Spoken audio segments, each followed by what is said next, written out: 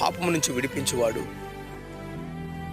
పరిశుద్ధుడైన వాడు, పరిశుద్ధతను కలుగు చేయవాడు ప్రభు అయిన యేసుక్రీస్తు మాత్రమే. ఈ ప్రపంచానికి రక్షణ కలుగు చేయవాడు యేసుక్రీస్తు ప్రభువే. ఎందుకంటే మన కొరకు సిలువలో బలియాగమై తన రక్తం అంతటిని కూడా కార్చి పరిశుద్ధ రక్తమును పరిశుద్ధపరిచిన వాడు యేసుక్రీస్తు. కనుక ప్రియమైన వారులారా, రోమీయులకు రాసిన పత్రిక 1వ అధ్యాయం 3వ వచనంలో క్రీస్తు యేసులో మనము బాప్తిసం పొందాము, క్రీస్తు ఎలాగా చనిపోయాడో మనము కూడా ఆయనతో పాటు చనిపోయాము అని చెప్పి రాయబడు.